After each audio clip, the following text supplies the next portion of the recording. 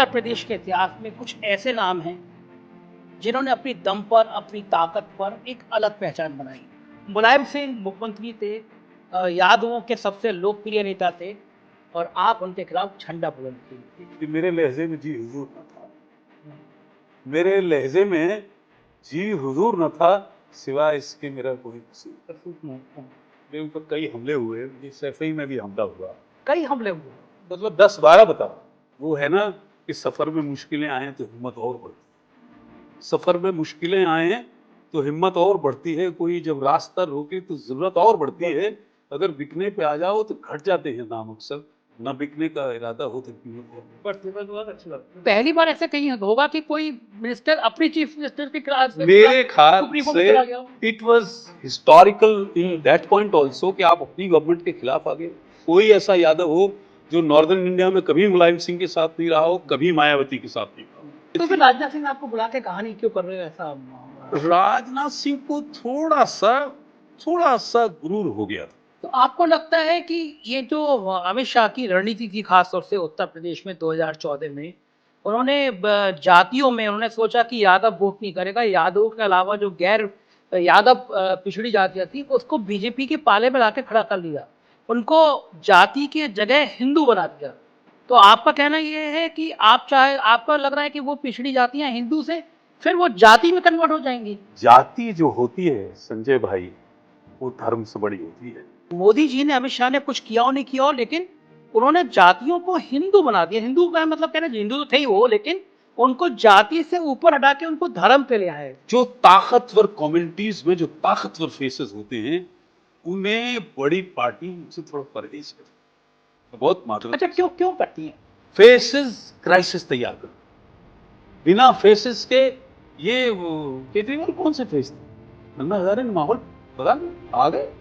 Face बाद में आता है, नाराजगी पहले आती है। एक बार हेलीकॉप्टर क्रैश भी हो गया था ना। हाँ, मेरा आप हेलीकॉप्टर मिनिस्टर थे आप समय ना, हेलीकॉप्टर प्रकाश गुप्ता बड़ा हाँ, पिटता हुआ था वो। मैं बड़ी मुश्किल से बचा। ये इतना आसान है क्या कि जिस समय धर्म का नशा चढ़ाओ, अफीम की तरह धर्म चटा दिया गया हो आदमी को, राम मंदिर बनने जा रहा हो, कल प्रधानमंत्री का जैसे मैंने जिक्र किया, जिस तरह वो लेटे हुए थे, एक दंड स्थापित कर दिया गया, हर जगह हिंदू मुसलमान, दिन रात मीडिया का आप हाल देख रहे हैं कि मेन स्ट्रीम मीडिया, अंबानी के चैनल दिन भर आग लगाते हैं। वो थंबनेल होती हैं, वो टैगलाइंस होती हैं जो बैठे बिठाए आपका खून बढ़ा दें और पूरा देश विभाजित करने की योजना है। इस उफनते हुए धर्म के ज्वार में जाति का प्रमाण चढ़ पाएगा लोगों के दिलों में? नमस्कार, मैं हूं संजय शर्मा, आप देख रहे हैं 4PM न्यूज नेटवर्क। दिल्ली आया हूं और आजकल कुछ ऐसे शख्सियत से मिलना चाहता हूं मैं, जिन लोगों ने कभी कभी ऐतिहासिक काम किए हैं। और मेरी रुचि रहती है कि इतिहास के पन्ने में, राजनीति की किताबों में, और ख़ास तौर से उत्तर प्रदेश के इतिहास में कुछ ऐसे नाम हैं जिन्होंने अपनी दम पर, अपनी ताकत पर एक अलग पहचान बनाई है। आपको याद होगा राजनाथ सिंह का दौर, उत्तर प्रदेश के मुख्यमंत्री हुआ करते थे राजनाथ सिंह, और भारतीय जनता पार्टी ने पहली बार प्रयोग किया पिछड़ों में अति पिछड़ा।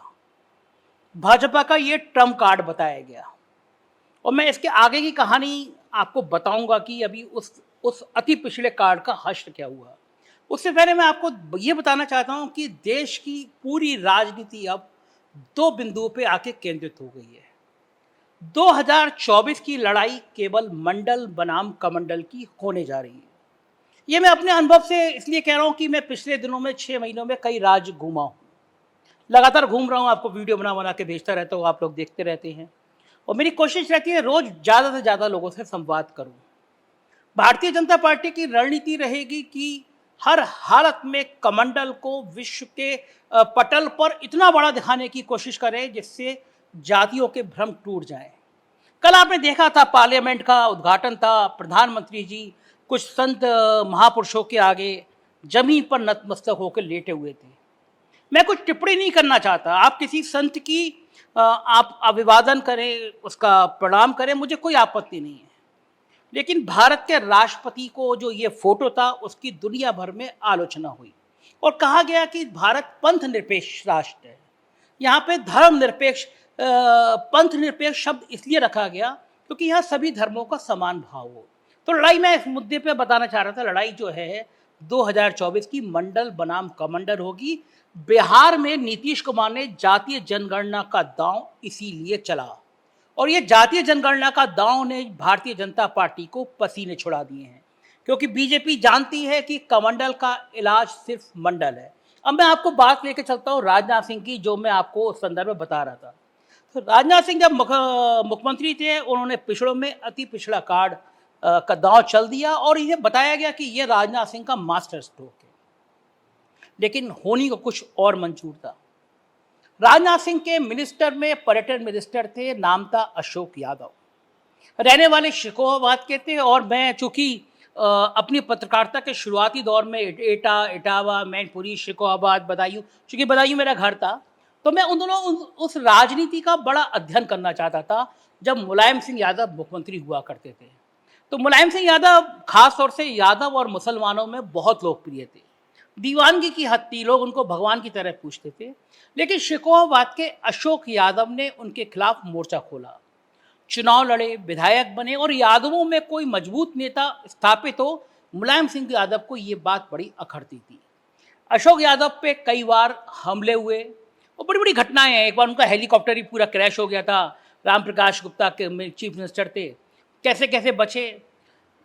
जिस समय अति पिछड़ा कार्ड हुआ, अशोक यादव ने पहली बार विरोध किया राजनाथ सिंह का, और ये कहा कि ये ठीक नहीं है, ये पिछड़ों में गोलबंदी ठीक नहीं है, काफ़ी जातियों का हक मारा जाएगा।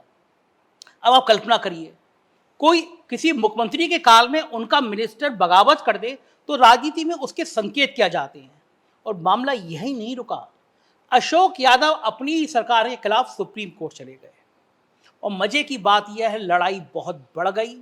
एक बेंच का, कॉन्स्टिट्यूशन बेंच का गठन किया गया और अशोक यादव की रेट पे स्टे मिल गया, मतलब मामला रुक गया।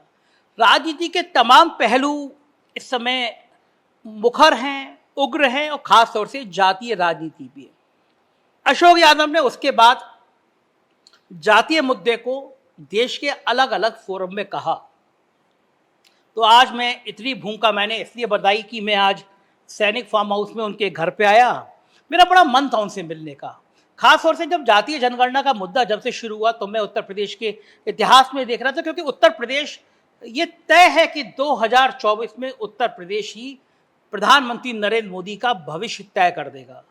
और उत्तर प्रदेश की लड़ाई मंडल बनाम कमंडल में, तो मैं इन पन्नों को पलट रहा था कि कौन व्यक्ति था जब पिछड़े, अति पिछड़े के कार्ड पे सरकार का मुखर विरोध किया। तो मैं उनके सैनिक फार्म हाउस में आया आज, बड़ा अच्छा लगा। एक बहुत अच्छा कुत्ता है, बड़ी खूंखार नस्ल का, एक गाय पाल रखी है, उनकी पत्नी बहुत अच्छी हैं, और मैंने घर देखा, जो संस्कार होते हैं घरों में वो बहुत अच्छे परिवार के थे। तो मुझे लगा उनसे बातचीत की जाए, और मैं उनकी बातचीत आपको सुनवा रहा हूँ कि आपको कुछ नई चीज़ें समझने को मिलेगी, खास तौर से जातीय जनगणना के मुद्दे पे। अशोक जी, बहुत बहुत स्वागत है। मुझे आपका घर बहुत अच्छा लगा, और आप तो अच्छे लगे। मैं आपको उस दौर में ले जाना चाहता हूँ, जानना चाहता हूँ। मुलायम सिंह मुख्यमंत्री थे, यादवों के सबसे लोकप्रिय नेता थे, और आप उनके खिलाफ झंडा बुलंद किए हुए थे। मुझे जरा पहले उस राजनीति का दौर बताइए। वो तो बात मैं आपको बताता हूँ। मैं भी आपके चैनल का बहुत मुरीद हूँ, 4PM का। हमारे यहाँ सभी लोग देखते हैं, और मैं कल की घटना भी देख रहा था, जंतर मंतर पर सिवा 4PM के मैंने कोई चैनल नहीं देखा। तो आपकी बहादुरी को सबसे पहले सलाम। और ये किस्सा बताते हुए कि एक बार अकबर ने महाराणा प्रताप को मैसेज भिजवाया, मान सिंह उनकी बुआ के लड़के थे, कि भाई ये राजपूतों में अकेला महाराणा प्रताप क्यों नहीं मिल जाता। खैर वो आए, हाजिर हुए उनकी, उन्होंने कहा क्यों नहीं मिलते हो? बोले साहब मैं इसलिए नहीं मिलता हूँ कि जब राजपूताने का इतिहास लिखा जाएगा तो मान सिंह का उसमें नाम नहीं लिखा जाएगा। ऐसे ही मैं एक बात कहना चाहता हूँ, उन्होंने कहा कि इतिहास चाहे एक पन्ने का लिखा जाए, महाराणा प्रताप का इतिहास लिखा जाएगा। तो महाराणा प्रताप छोड़िए, चेतक का भी इतिहास है, और ये YouTube चैनल चल रहे हैं, उसमें आपका इतिहास भी लिखा जाएगा। ये मेरी शुभकामनाएं हैं। आप बहादुरी का एक संदेश दे रहे हैं पूरे हिंदुस्तान को, आपको बहुत बहुत मुबारक। अब मैं अपनी बात शुरू करता हूँ कि मेरे लहजे में जी हुजूर न था, मेरे लहजे में जी हुजूर न था, सिवाय इसके मेरा कोई कसूर न था। मेरा मिजाज ये सियासत में इसलिए ऐसा हुआ कि मैंने आंख खोली और मुझे पहला चुनाव मेरा मुलायम सिंह से हुआ। सोचिए, यादों, आप तो सब उस एरिया से वाकिफ हो। इतिहास ये भी है जो बहुत कम लोगों को पता है, मुलायम सिंह जी भी शिकोहाबाद के रहने वाले और मैं भी शिकोहाबाद के। हमारे कॉलेज में वो पढ़ते थे, उसके बाद सैफई में शिफ्ट हुए। ये फिर हम इस पर बाद में आएंगे। 93 में जब मैं उनसे लड़ा तो उनका बीएसपी से समझौता हुआ। हाँ, सपा बसपा का अलायंस था। आप सोचो, उस वक्त में लड़ा और मैं कितने कम वोट से हारा, वो भी एक इतिहास है। और उसके बाद मुझे अटल बिहारी वाजपेयी ने आप बीजेपी से लड़े थे उस दौर में? नहीं, मैं लड़ना तो इंडिपेंडेंट चाहता था। लोगों ने कहा कि मार दिया जाओगे, कुछ सिक्योरिटी मिल जाए, किसी पार्टी का टिकट ले लो। तो कांग्रेस, और कोई टिकट था नहीं किसी के पास, कांग्रेस का देते घर घूम रहे, तो बोले आएगा कोई नहीं, मुलायम सिंह से हमारी सबकी दोस्ती है, तो आया कोई नहीं। अच्छा, लड़े मुझे अकेले लड़ना पड़ा। वैसे ही सिंबल ले आए थे, तक 4 सुरक्षा गार्ड मिल गए, नहीं तो इतना तो वो कैसे हुआ वो तो खैर सब इतिहास है। लेकिन क्या मैं आपको बताऊं, ये बदकिस्मती है। और 93 में ही मुलायम सिंह का, मायावती का और काशीराम का पैक्ट हुआ। तो सोचो, मेरा यादव बाहुल इलाका, शेड्यूल कास्ट भी उसमें है, मुसलमान भी है, मुझे 40,000 वोट पहले इलेक्शन में मुलायम सिंह के खिलाफ, कांग्रेस के टिकट पे। और जो उसका कैप्शन था फ्रंट लाइन का कि एक शेर बच्चे की टक्कर में सूबे का शेर पस्त। फिर अटल जी ने मुझे ज्वाइन कराई बीजेपी, अटल बिहारी वाजपेयी खुद गए, पूरे हिंदुस्तान की बीजेपी गई। और शिकोहाबाद में, शिकोहाबाद आपको ज्वाइन कराने के लिए अटल बिहारी वाजपेयी आए थे? इतनी बड़ी रैली शायद नॉर्दर्न इंडिया में नहीं हुई। अच्छा। 20 दिन के बाद मुलायम सिंह ने उसी ग्राउंड में रैली करी। सोचो, उन्होंने अपने आप को छोटा बना लिया। मायावती ने करी, कांग्रेस ने करी, शिकोहाबाद मक्का मदीना बन गया। तो मेरा तो ऐसे करेक्टर ऐसे बढ़ता चला गया। 96 में लड़ा, मुलायम सिंह का एक रिश्तेदार लड़ा, वो हार गया, मैं मिनिस्टर बना। आप पहली बार 96 में मंत्री बने। हाँ। और सरकार किसकी थी इसमें? बीजेपी की। सरकार थी मिली जुली, मायावती बीजेपी, अच्छा, कल्याण सिंह बीजेपी, अच्छा, राजनाथ सिंह बीजेपी, अच्छा, उसमें राम प्रकाश, हम मिनिस्टर हमेशा रहे, चीफ मिनिस्टर बदलते रहे। हाँ, ये भी अच्छी बात है कि आपके मुख्यमंत्री बदलते रहे, आप मंत्री लगातार बने रहे। तो लेकिन उसमें मेरे ऊपर कई हमले हुए, मुझे सैफई में भी हमला हुआ। कई हमले हुए? मतलब 10-12 बता रहा हूं। 10-12 बार हमला हुआ? पार्लियामेंट चल रही थी और मैं करहल हवाई पट्टी थी क्या, वहां से मुझे सैफई और करहल में पैसा बांटना था, मुझ पर अटैक करा दिया। पैसा कैसे चीज का बांटना था? ये रिलीफ का पैसा, मैं मिनिस्टर था। अच्छा, मिनिस्टर थे। हाँ, सरकार का पैसा। सरकार का पैसा। आजकल लोग जैसे कहते हैं पैसा बांटना, तो एकदम दिमाग में आता है नेता पैसे बांटना। वहां कोई बांटने नहीं गए, सरकार डरती थी। मैं गया, इनके लोगों ने अटैक कर दिया। इन्हें बुरा लगता है, सैफई में कौन पैसे बांटेगा। अच्छा। यहाँ पार्लियामेंट चल रही थी, तो अटल जी को तो बिल्कुल इतने गुस्सा हो गए, चीफ मिनिस्टर तब हो गए थे कल्याण सिंह। उन्होंने कहा, यार ये क्या कर रहे हो आप लोग, अभी लड़का मर जाता तब क्या होता, हम कहाँ मुंह दिखाते। उसी वक्त 1 घंटे में मुझे जेड सिक्योरिटी दी गई। अच्छा। और उनसे ये कहा गया कि ये उनके यहाँ, मैं वीवीआईपी में था, कल्याण सिंह खुद लेके सारी सिक्योरिटी। बोले भाई सेंटर बहुत नाराज है यार, ये सब। अच्छा। हाँ, मैंने कहा आपने ऐसा क्यों किया, मुझे बुला लेते। बोले नहीं, मुझे कहा गया ऐसा और मैं बहुत शर्मिंदा हूँ। मैंने इटावा में प्रेस कॉन्फ्रेंस करी उसके बाद, हमले के बाद। हाँ, इटावा आया, मुझे पता चला इटावा में पुलिस लाइन पे हेलीकॉप्टर उतरा मेरा। हाँ। थोड़ा उसमें चोट लग गई थी। खैर ये सब होता रहा। फिर हम लोग कंटेस्ट में आए, बहुत बड़ी मैंने एग्रीकल्चर फेयर किया इंटरनेशनल, उसमें इजराइल के। और तो क्या हुआ, ये सब लोग मुझ पे निगाह रखने लगे, एवरीबडी। मैंने टूरिज्म के भी, किसान अदालत मैंने इंट्रोड्यूस करी। ये एग्रीकल्चर फेयर मैंने किया जिसमें 6 लाख लोग आए, 4 कंट्रीज के एग्रीकल्चर। कहाँ पे किया था ये आपने? शिकोहाबाद। अच्छा, शिकोहाबाद में किया। शिकोहाबाद में बहुत बड़ी बड़ी इवेंट करी। अच्छा। तो सब लोग बहुत खुश थे। तो ये इनको कल्याण से, राजनाथ सिंह जी जब चीफ मिनिस्टर बने, तो हुकुम सिंह जी थे। हाँ हाँ, मुजफ्फरनगर। उन्होंने, वो हर चीफ मिनिस्टर के नजदीक हो जाते थे। पता नहीं कैसे होते थे वो, भगवान बेहतर जानता है। उन्होंने उनको सजेस्ट किया कि आप ये यादव, जाटव, मुसलमान, इन्हें आप बाहर निकालो। तो उन्होंने कहा ऐसे कैसे बाहर निकालो। बोले रिजर्वेशन का एक नया फार्मूला, ऑर्डिनेंस लागू करो, बना लो अभी, और लागू कर दो, काट दो। राजनाथ सिंह को ये बताया। अच्छा, ये आइडिया हुकुम सिंह का था? हुकुम सिंह का था। अच्छा। लोग कहते हैं कि कोई मर जाता है, ये सब बकवास की बात है। प्रिंसिपली कोई बड़ी बात है तो नाम लेना पड़ता है, बताना पड़ता है। अब 4 चीफ मिनिस्टर, यानी 40 साल का पीरियड उत्तर प्रदेश का ऐसा गुजरा है। मैं एक माजरत चाहता हूं, मैं, आप नाम खुद अपने जान जाओगे। हाँ। 40 साल उत्तर प्रदेश जैसे बड़े सूबे में, जहां एक आधे दर्जन से ज्यादा प्राइम मिनिस्टर रहे हैं। उस हमारे आसपास की बात कर रहा हूं मैं, चीफ मिनिस्टर्स के नाम आप तय करना। उसमें 4 चीफ, मतलब 40 साल, एक चीफ मिनिस्टर तो 3 बार रहे, एक चीफ मिनिस्टर 4 बार रहे, एक चीफ उनकी जो बेसिक क्वालिफिकेशन थी कि वो प्राइमरी स्कूल में पढ़ाते थे। मैं नाम मेरा लेना ठीक नहीं नेताजी, है, राजनाथ सिंह, मायावती, हाँ, सब। नाम आप ले सकते हो, आप बड़े हाँ, जर्नलिस्ट हो, ये मुनासिब नहीं है, एटिकेट वाइज ठीक नहीं है। जब आपको इससे ज्यादा कुछ पता नहीं था तो आप ये इतने बड़े लीगल झगड़े में क्यों पड़ गए? और करा क्या? कास्ट का सर्वे भी खुद ही करा लिया।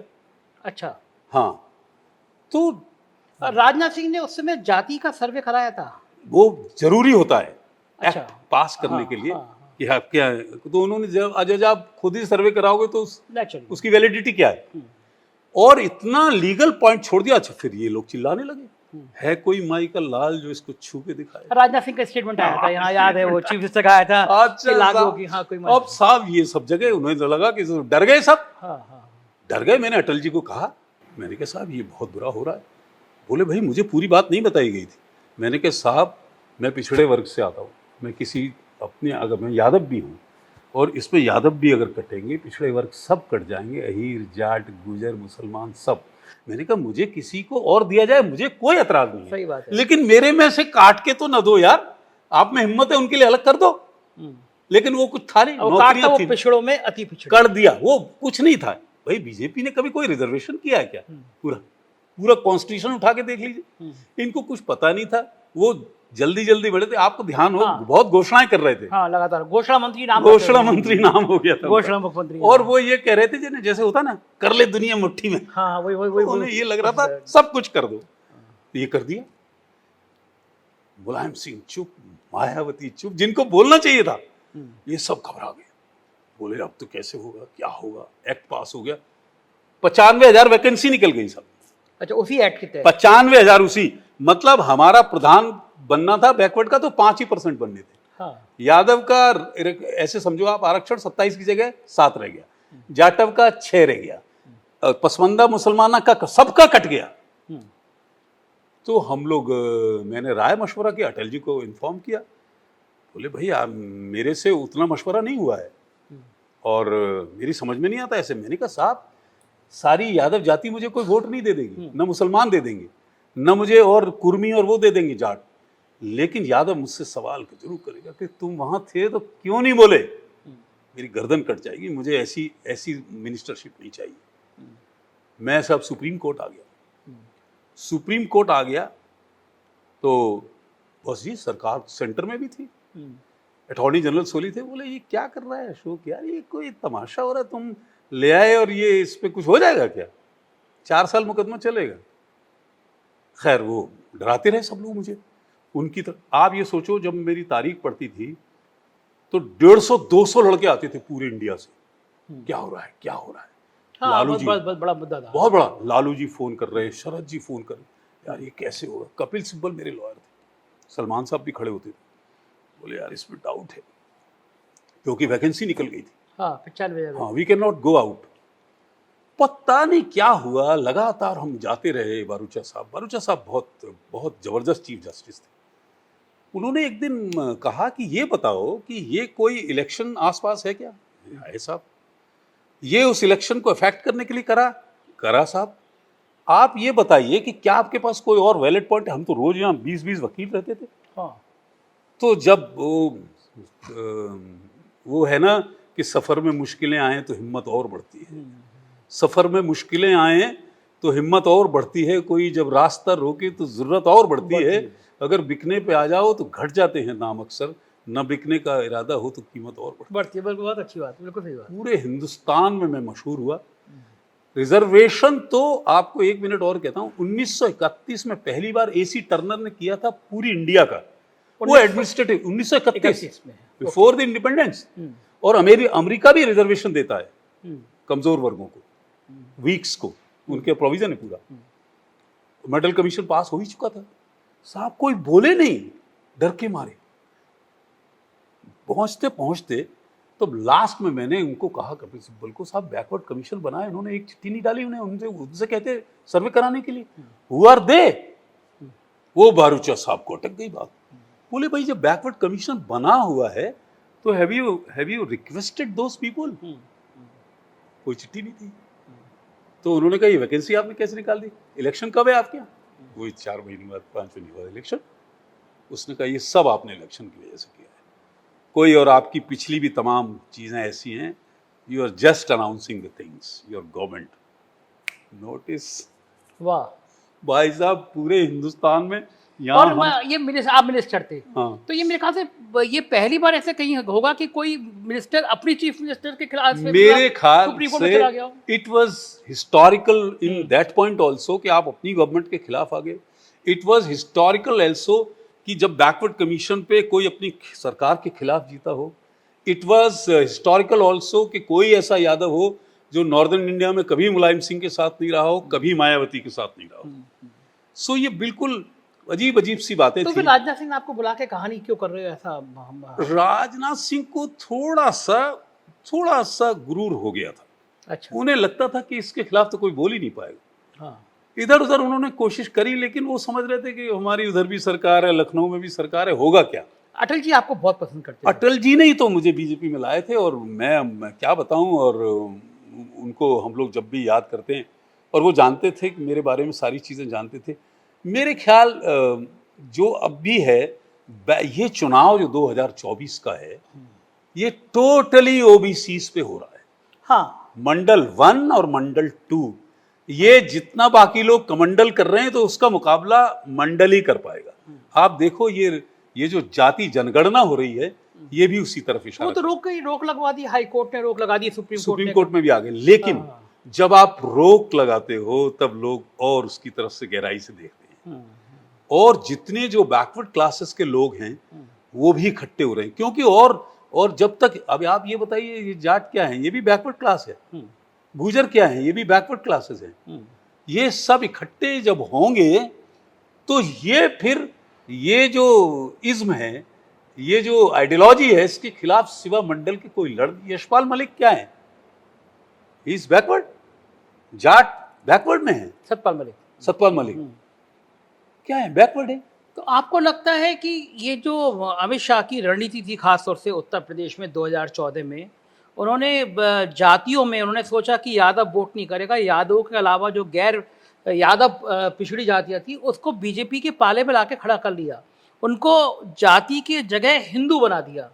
तो आपका कहना ये है कि आपको लग रहा है कि वो पिछड़ी जातियाँ हिंदू से फिर वो जाति में कन्वर्ट हो जाएंगी, क्या लग रहा है आपको? मैं एक बहुत, आपसे बेहतर कोई समझेगा नहीं। आपने कहाँ से पत्रकारिता शुरू करी, कहाँ से सियासत शुरू करी, आप 1 मिनट में मेरी बात समझ जाइए। जाति जो होती है संजय भाई, वो धर्म से बड़ी होती है। कैसे? जैसे आपके यहाँ एक माफिया लड़ रहा हो आज से 10 साल पहले, तो बुजुर्गों से कहे भाई वो त्रिवेदी पंडित जी को मोड़ा लड़ रहा हो सो, तो वे यूँ कहेंगे कि अरे वो गुंडा है। अरे गुंडा छोड़ो, बिरादरी को तो है। हाँ। तो जब बिरादरी धर्म से बड़ी है तो पिछड़ा वर्ग जब मिलेगा तो कौन लड़ पाएगा? हाँ, लेकिन एक्चुअली मिल कैसे पा रहा है? क्योंकि मोदी जी ने, अमित शाह ने कुछ किया हो नहीं किया हो, लेकिन उन्होंने जातियों को हिंदू बना दिया। हिंदू का मतलब कहना, हिंदू तो थे ही वो, लेकिन उनको जाति से ऊपर हटा के उनको धर्म पे ले आए। वो जाति मंडल कमीशन जो है, हाँ, वो नौकरियों की बात कर रहा है। हाँ, वो रोजगार की बात कर रहा है। आरक्षण रोजगार की बात कर रहा है। ये जितने सर्वेक्षण हो रहे हैं वो बेरोजगारी को मिटाने के लिए हो रहे हैं। अब बेरोजगारी इतनी है कि उसकी तरफ अट्रैक्ट हुआ आदमी। हाँ। तो जातियां गोल, आप मुझे बताओ, और ये जो लोग कहते हैं फेस, कोई फेस नहीं होता है।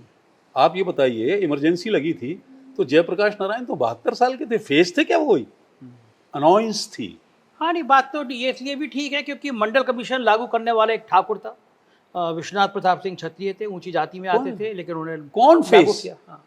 फेसेस क्राइसिस तैयार करती है। बिना फेसेस के ये केजरीवाल कौन से फेस थे? अन्ना हजारे ने माहौल बना दिया, आ गए।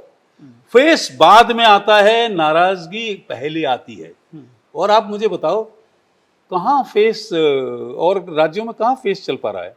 अगर किसी का फेस भी है तो वहाँ कर्नाटक की जीत जो है वो बैकवर्ड कम्युनिटीज का पोलराइजेशन है। 30 जहाँ पे प्राइम मिनिस्टर ने इतना जबरदस्त प्रचार किया हो, इतने रोड शो किया, वहाँ 30 सीटों पे बीजेपी की जमानत जब्त हो गई। तो अच्छा फिर क्या है, आप जैसे मेरी कम्युनिटी अगर ऐसे समझे, मैं और किसी के लिए कह नहीं सकता हूँ, मेरी कम्युनिटी के मिनिस्टर यूपी में भी हैं। हाँ। आपको किसी का नाम सुना है आपने? याद भी नहीं रहते। है ही नहीं वो। हाँ, वो ढूंढ के ऐसे लाए जाते हैं हाँ, जो जिनकी- पीछे की सीट पे जाके बैठ जाएं, जिनकी देखिए, कोई आवाज ना हो। लीड से। सेंटर में भी आप बिलीव नहीं करोगे, 3-4 यादव मिनिस्टर कैपेसिटी में, मैं उनका भी नहीं नाम लेना चाहता, आप एक का नाम ले जाके किसी को कह दो, जो ताकतवर कम्युनिटीज में जो ताकतवर फेसेस होते हैं, उन्हें बड़ी पार्टियां उनसे थोड़ा परहेज करती हैं। मैं बहुत माजरत अच्छा, के क्यों क्यों करती हैं? भाई ऐसा है ना कि वो तो लीडर बना हुआ है ना, उसे आप अपने फायदे के लिए ला रहे हो, और आग उसे बहुत छोटी कुर्सी पे बैठा दोगे तो वो आपसे नमस्ते करेगा ना फिर, कि भाई साहब मैं तो इससे पहले बहुत बड़ी पे बैठा था। बैकवर्ड्स में जो बड़ी पार्टियां होती हैं वो छोटे लोगों को चुनती, कहती हैं कि हमने बना तो दिया यार, अब जाके पूछो, लेकिन वो ऐसा इफेक्टिव चेहरा नहीं ला पाते हैं। मैं पूरी माफी के साथ कह रहा हूं, हाँ, पूरी माफी के साथ कह रहा हूं। तो आप बीजेपी आपने छोड़ी बीजेपी छूट गई ना साहब, मैंने जब केवल इसी सिद्धांत की वजह हाँ से। सुनिए, एक मजबूत चेहरा अरे तो बीजेपी इसीलिए बैकवर्ड कम्युनिटीज, मैं आज कहीं पूरे इंडिया में कहीं खड़े हो जाऊं, सब लोग मुझे जानते हैं। आज उत्तर प्रदेश में कहीं खड़े हो जाऊं, मुझे आजमगढ़ के लोग कहते रहे कि आप यहाँ लड़ जाओ, गोपालगंज वगैरह वाले एमएलए कहते रहे इंडिपेंडेंट लड़ जाओ, आप घर चले जाना। लेकिन क्या है ना कि बहुत जो ताकतवर लोग होते हैं, जो बहुत मजबूत लोग होते हैं, उनसे कतराते भी तो है ना लोग। अब आप मुझे बताओ, मुझे अटल जी ले गए और मेरे तो चीफ मिनिस्टरों की दोस्ती मुलायम सिंह से थी, तो मैं कैसे सरवाइव करता? हाँ, मतलब आप कह रहे हैं राजनाथ सिंह और कल्याण सिंह, मैं मुलायम क्या सिंह के- नाम लूं, आप तो हाँ, सब जानते मुलायम हैं। सिंह के दोस्त थे, ये बात तो सही है। तो फिर नेताजी बताइए। इस मामले में बढ़िया थे कि वो विपक्ष से भी अपना तालमेल रखते नहीं, बिगाड़ना नहीं चाहते बड़ी कौम के लीडर से, ये बात है। और मैं दोस्त से भी लड़ूं और दुश्मन से भी लड़ूं, तो मेरी तो लड़ाई बहुत हो गई ना। आपको केवल इन्हीं हमलों की वजह से बहुत साल तक जेट प्लस सिक्योरिटी थी। मेरे पास जेट थी 15 साल।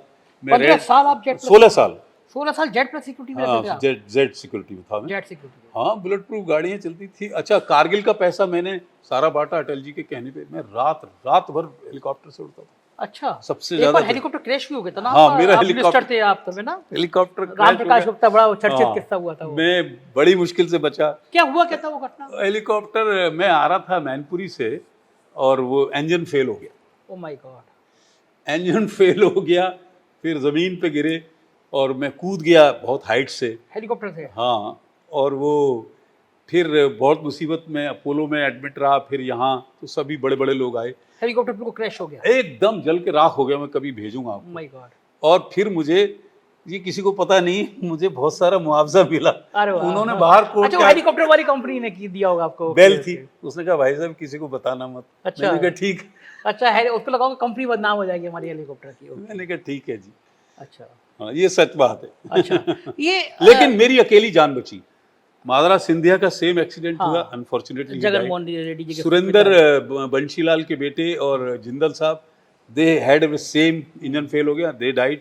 नॉर्मली बचते नहीं। मैं अगर कूदता नहीं तो मैं भी नहीं बचता। मैं हिम्मत करके कूद गया। एक बार मेरे से भी हुआ था, आंवला लोकसभा में मुलायम सिंह उस समय रक्षा मंत्री थे, मैं उनके संग हेलीकॉप्टर में था।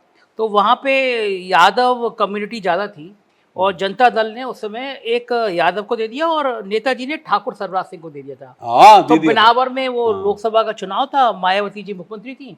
हेलीकॉप्टर जैसे ही लैंड हो रहा था, अचानक पायलट ने बड़ा हड़बड़ा के ऊपर उठाया, तो लगभग गिरे से हम लोग।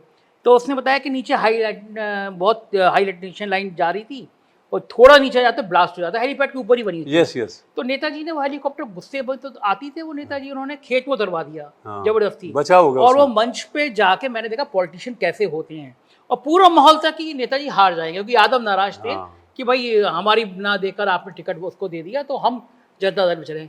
नेताजी मंच पे पहुंचे, मेरे सामने की बात है, खेत में हाथ पकड़ पकड़ के हम उनके सिक्योरिटी अफसर देखा। नेताजी ने मंच पर जाते ही कहा कि भाई एक तुम्हारी मुख्यमंत्री ने तो मुझे मारने का इंतजाम किया था, तुम बरादरी के लोग तुम क्या चाहते हो? एक दिन में इलेक्शन पलट गया। मैं आपको तो एक हेलीकॉप्टर वाले इंटरेस्टिंग बात मुझे- बताऊं। हाँ, हाँ, मुझे अटल जी ने कहा कि भाई हमारी यूपी में सरकार है, हिंदुस्तान में सरकार है, कोई मैनपुरी से टिकट नहीं मांग रहा। मैं मिनिस्टर था। अच्छा, मैंने कहा आप हुक्म करो। 1.5 महीना रह गया था चुनाव पार्लियामेंट का। तो प्रमोद महाजन ने कहा लड़ लेगा तो सब इलाका मुलायम सिंह का है, 4-5 लाख ही है। मैंने कहा अटल जी की अगर ये ख्वाहिश है तो लड़ लूंगा। बोले कैसे लड़ेगा? मैं गया लड़ने साहब। ऐतिहासिक मेरा नॉमिनेशन हुआ, शायद उत्तर प्रदेश में इतना बड़ा नॉमिनेशन नहीं हुआ। अच्छा, वहां 4-4.5 लाख यादव, 2 लाख ठाकुर। मुलायम सिंह को पर्चा भरना था 2 बजे और मेरा होना था 12 बजे। मेरी भीड़ कुछ बहुत ज्यादा आ गई। He decided to leave the constituency. Mainpuri. इतिहास है ये। कौन से सन में लड़ा पार्लियामेंट? 98। मुलायम सिंह सीट छोड़ गए और बलराम सिंह को उसी वक्त उनकी वाइफ ने कहा लड़ाया, और तो हम लोग थोड़े ढीले पड़ गए। मैंने कहा जब मुलायम सिंह की बात, आप ये सोचो ये अशोक यादव आपके भाई का ये किरदार रहा है कि मैं गया लड़ने तो मुलायम सिंह जी छोड़ गए थे सीट, और फिर भी हम लोगों को अच्छे लोग यूटिलाइज नहीं कर पाए। आप क्या समझ रहा रहे उस हो? इलेक्शन का नतीजा? मैं 3000 वोट से आ रहा था। वो बीजेपी के टिकट हाँ, पे था। बीजेपी पे पार्लियामेंट मुलायम मैनपुरी, सिंह की मैनपुरी। कॉन्स्टिट्यूंसी से। हाँ, उतना वोट भी। कभी मिला नहीं, दोबारा नहीं मिला। अशोक जी, मैं आपका फिर उस मुद्दे पे आ रहा हूँ कि ये इतना आसान है क्या कि जिस समय धर्म का नशा चढ़ाओ, अफीम की तरह धर्म चटा दिया गया हो आदमी को, राम मंदिर बनने जा रहा हो, कल प्रधानमंत्री का जैसे मैंने जिक्र किया जिस तरह वो लेटे हुए थे, एक दंड स्थापित कर दिया गया, हर जगह हिंदू मुसलमान, दिन रात मीडिया का आप हाल देख रहे हैं कि मेन स्ट्रीम मीडिया, अंबानी के चैनल दिन भर आग लगाते हैं। वो थंबनेल होती हैं, वो टैगलाइंस होती हैं जो बैठे बिठाए आपका खून बढ़ा दें, और पूरा देश विभाजित करने की योजना है। इस उफनते हुए धर्म के ज्वार में जाति का खुमार चढ़ पाएगा लोगों के दिलों में? मैं फिर लौटता हूं अपनी बात। ये सब अपनी जगह दुरुस्त है, लेकिन जब चुनाव आता है तो सारी पार्टियां जातियों क्यों ढूंढती हैं? कैंडिडेट जातियां ही ढूंढती हैं। इसका मतलब धर्म से बड़ी है जाति, और जाति बड़ी है और जाति बड़ी रहेगी।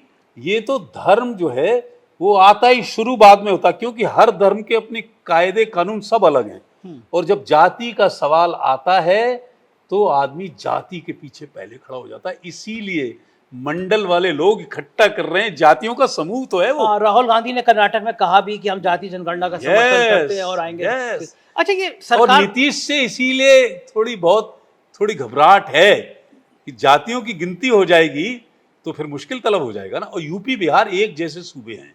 हाँ, और यूपी बिहार में ही मुश्किल तलब इलेक्शन है। अच्छा, बीजेपी को क्यों डर है? जाति जनगणना से डर क्यों है बीजेपी को? मुझे ऐसा लगता है कि जो लड़ाका जातियां हैं, हाँ, चाहे उनका नंबर छोटा हो, हाँ, वो इस वक्त जाति जनगणना के साथ हैं, और नीतीश का असर को आप अभी कम नहीं कर सकते हो। और बहुत साइलेंटली, बहुत इंटेलिजेंटली ही इज मूविंग। और ये माहौल देखिए, एक बात ये है ना, खिलाफत का माहौल खड़ा करना बहुत आसान होता है, ये भी मैं आपको बताता हूँ। और जो भी बात है, धर्म से लड़ने वाली जाति है। हाँ, ये तो बिल्कुल ठीक बात है। आप ये बताओ, हर जाति की परंपरा अलग है।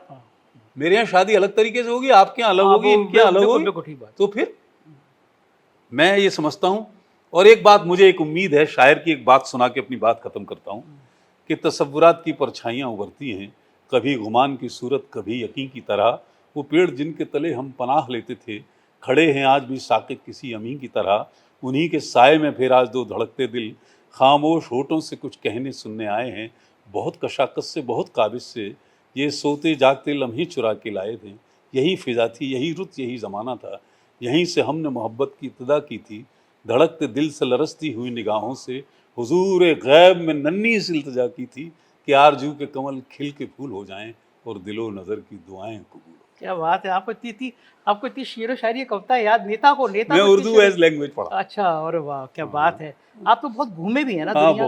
बहुत देश घूमा, बहुत। शुक्रिया अशोक जी, आप बहुत आपका शुक्रिया।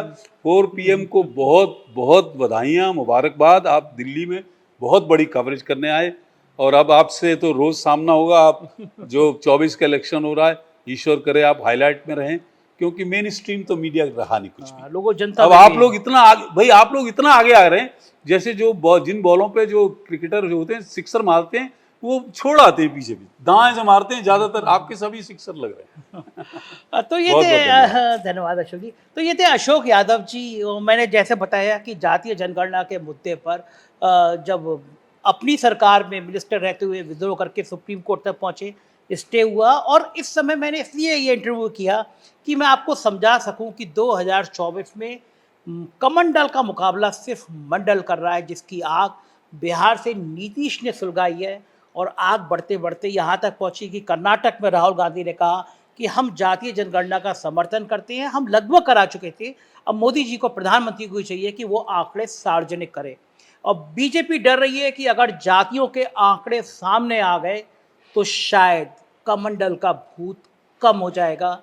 देश में जो हिंदू मुसलमान के नाम पर आग लगी है, तो जातियों को हिंदू बना दिया गया है, वो कहीं फिर जाति में ना वापस हो जाए, यही खेल है। और राजनीति अगले 9-10 महीने पर यहीं पे घूमेगी। और मैं 4PM के माध्यम से देश के अलग अलग कोने में जाके आपको ये आंकड़े बताता रहूंगा। गोदी मीडिया नहीं बताएगा, जो सच 4PM पे आपको मिलेगा। अपनी राय से जरूर अवगत कराइएगा। शुक्रिया।